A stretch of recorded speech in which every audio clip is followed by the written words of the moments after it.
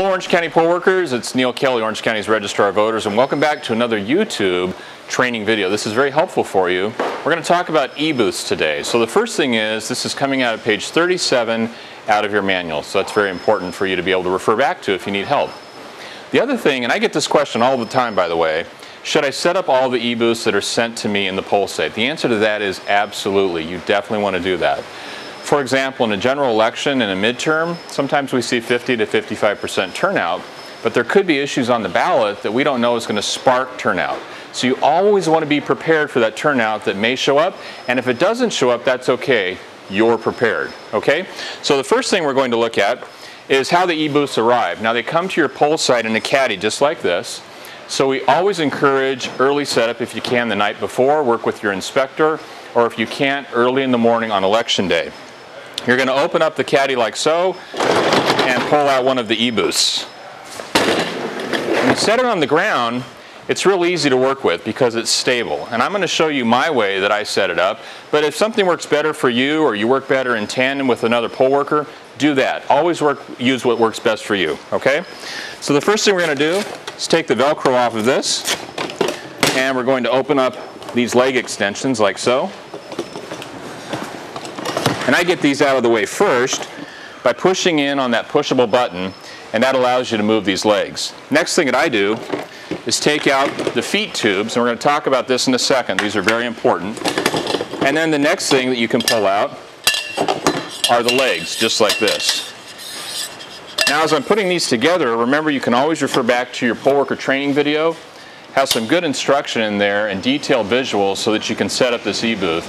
But referring to things like this all the time helps you out, better understanding your manual, your video, and these YouTube videos. When you attach these legs, remember you're going to be pushing in the button, and you just pop it through that hole just like so, and that locks the leg in place. So we're going to do it on this side over here, and then we're going to do it back on this leg over here. This is just like a cooking show, isn't it? Next thing that you want to do is to be able to put the legs in place. And to do that, you're going to match these arrows up with the arrows on the leg. This is really simple because it locks those legs in place just like that. And I'm going to pull this leg out here, match up the arrows and lock it in place. And then we're going to do the same thing on this side and lock these in place just like this. And then lock the final one in place just like so. And the last thing that you want to do is to lock these two legs together by pushing that piece in, and it'll lock in place. Now for the feet tubes. This is an easy way to understand this. The tubes are always going to face the direction of the handle on the eBooth. Okay, so that's the direction we're going to put them in. Here's the common mistake that I see out in the field all of the time, and you want to make sure that this doesn't happen.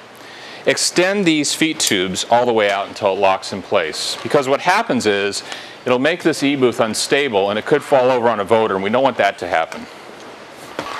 So we're going to put the last tube in place, make sure it's locked and snug, and then we're going to extend this all the way out, just like so. So the last thing that we're going to do here is, we're going to flip this eBooth over. And you want to make sure that you use two people to do this. Don't put your back out, don't have injuries, we don't want that. Use two people to flip this over, so don't do what I'm doing. But you normally just do like so. So if you have another person on the other side, you'd flip the eBooth over like that, and then open up the lid and continue with the setup for each eBooth. Make sure they're daisy chained and connected to the JBC. As always, thanks for your volunteerism, support, and we'll see you in another YouTube video.